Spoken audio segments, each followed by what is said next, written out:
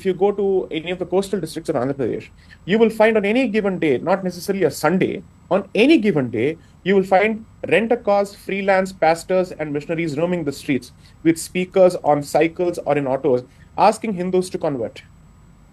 There are any number of instances, and you can ask ground workers in Andhra Pradesh and even in Hyderabad for that matter, where there are individual freelance missionaries who are sitting on a cash pile of anywhere between 800 to 1,000 crores per head. My God. That's the kind of money that you're looking at in individual scale. Then look.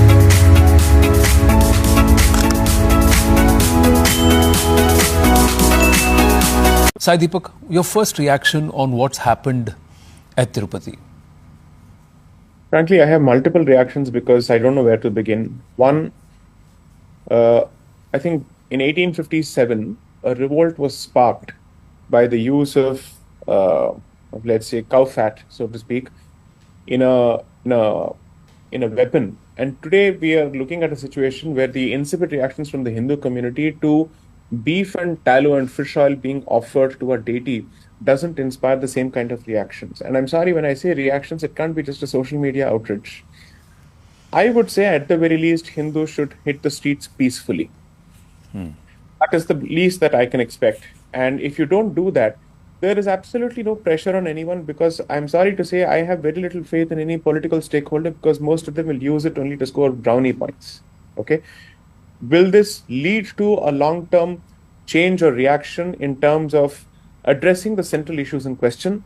Most importantly, at least as far as the state of Andhra Pradesh is concerned, will this lead to action being taken on the missionary nexus that has been ruining the state at least since 2004, ever since Rajshekhar Reddy took over? And it has only worsened under Jagan Reddy and his sister Sharmila, even worse. So these are the central questions. I am not going to for a moment play down the sacrilege and the desecration that's been committed on the deity, on the temple, on the believers, on the faith system as a whole. That is certainly one issue. But why did it happen? What are the underlying causes? What are the triggers? That is something that we need to focus on. Okay.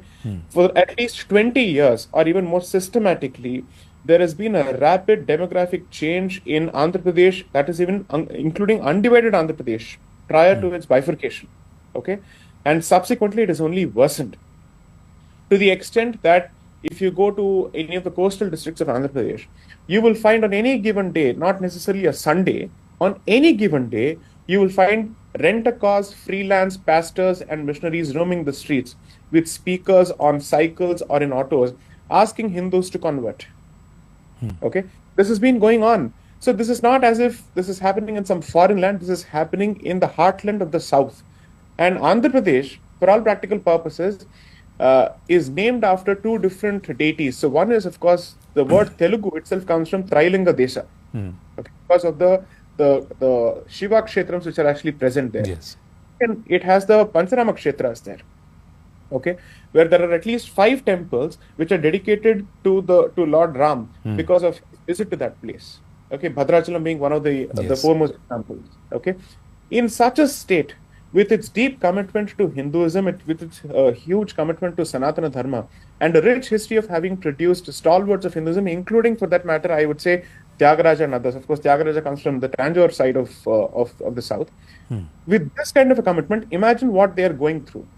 And the worst part is, people on the ground have been saying this at least for the last 10 years, that there is something seriously afoot, to the extent that even Bharat Mata statues which are placed in those parts of coastal Andhra, where there is a huge change in demographic, let's say, balance, they've been desecrated, they've been broken. We are not even looking at a Hindu deity, you're looking at Bharat Mata. That is supposed to be, at the very least, as secular as it can get in terms of deities and the pantheon of deities. Even that is not acceptable in certain places. Okay? So, yes, I am certainly outraged and I'm certainly seriously hurt by what has happened.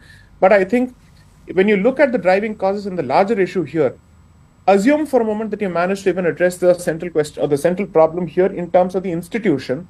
If you think you'd have addressed the problem, no, you wouldn't have even barely started scratching the surface of the problem, because cross-plantation has been happening across Tirumala, across Andhra Pradesh, across Vijayawada.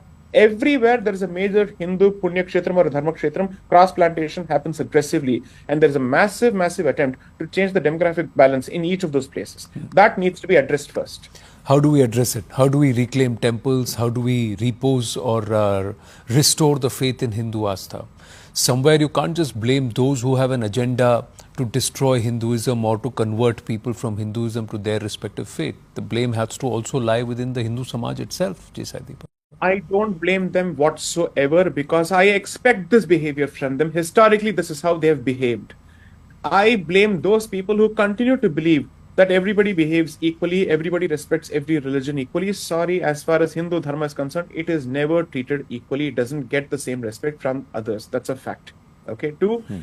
Therefore, the question is, what are the different levels at which you wish to address the problem? One is the societal level, and one is the political level, and the other is the religious level. As far as the political level is concerned, I think for the first time we saw some tightening of screws in the on the FCRA legislation, which made it slightly difficult for foreign funds, especially proselytization finance that was coming into this country radically. But trust me when I say this, it has not fully addressed the problem. I know for a fact how many Hawala channels are being used to route the very same money which couldn't come through, let's say, legitimate channels in the past. A lot of people who supposedly protect Hindu Dharma are on the payroll of these Hawala channels in several states, which makes it possible for these evangelicals to get away with it. There are any number of instances, and you can ask ground workers in Andhra Pradesh and even in Hyderabad for that matter, where there are individual freelance missionaries who are sitting on a cash pile of anywhere between 800 to 1,000 crores per head. My God. That's the kind of money that you're looking at an individual scale. Then look at, let's say, the evangelical organizations who are committed to winning Bharat for Jesus. That's how they operate. Okay, any number of institutions.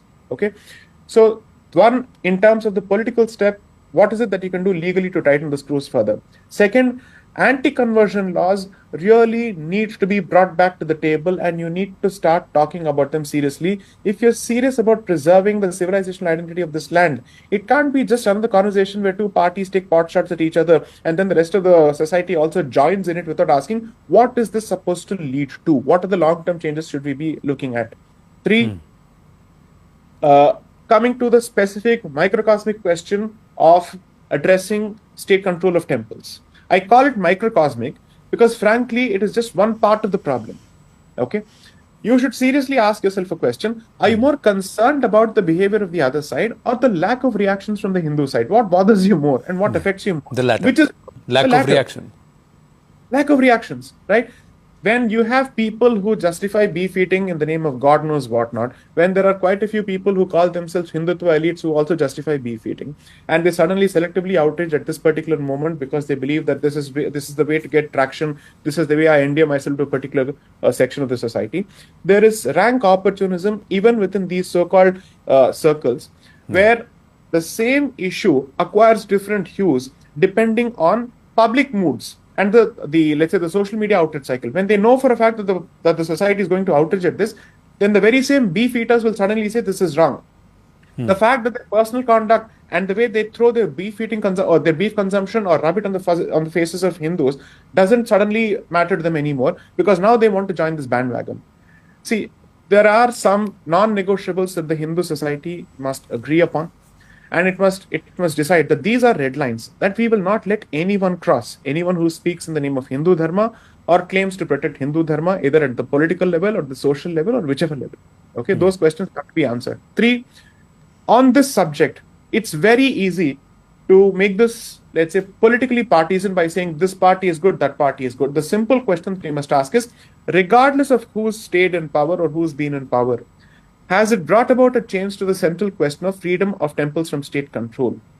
You should simply ask this question because it shouldn't become a convenient stick to beat a particular party within a given state when I don't give two hoots about any party when the question is of Hindu security. Correct. Okay.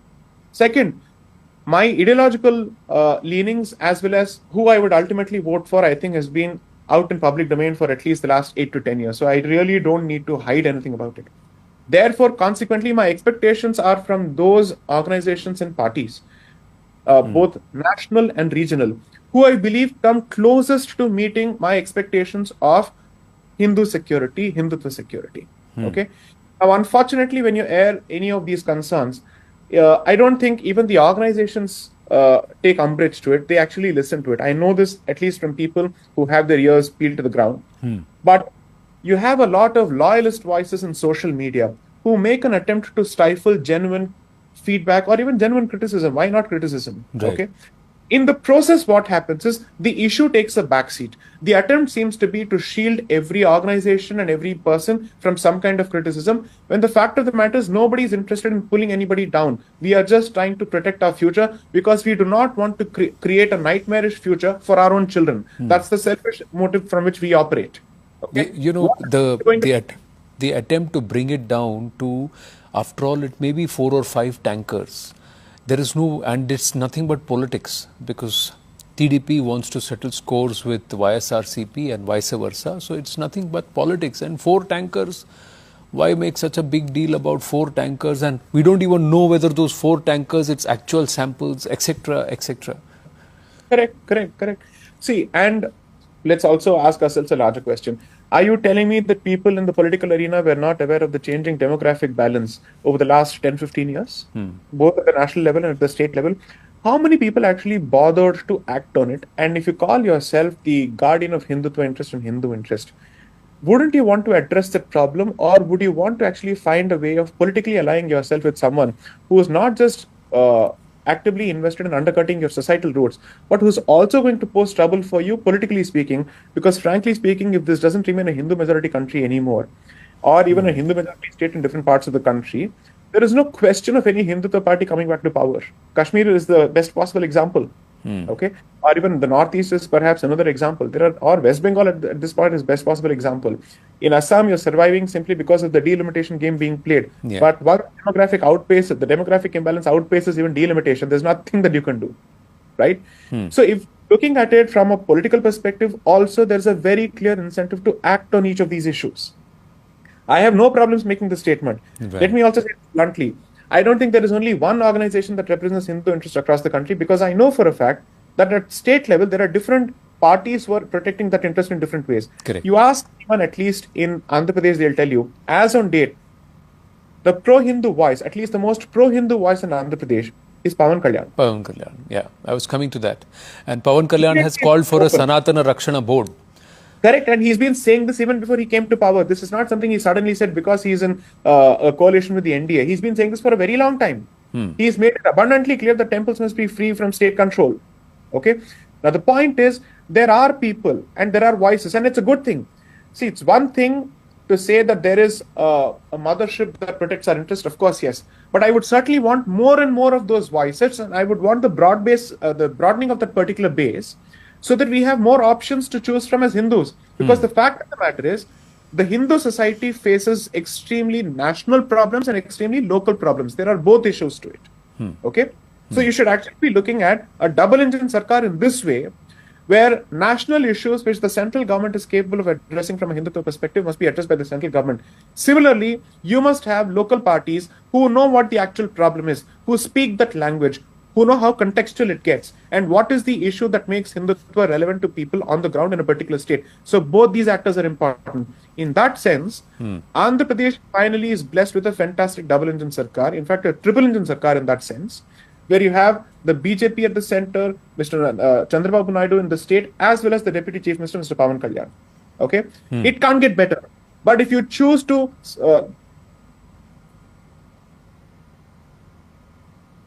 rest of the issues, Laddu is important. Tirupati Laddu Correct. is important. It represents something that is deeply religious. But there are serious problems which have led to this problem. There are serious underlying problems. Fix them. Fix that. Take Jagan Mohan as well as his entire coterie and the missionary mafia in Andhra Pradesh to task. Legally, constitutionally, but prosecute them. Do not use it only for political points. Yes, a fair point made. And my final question to you. Let's say this sample was taken on the 12th of July. It was submitted on the 17th and the report came out on 23rd. So let's say 11 days.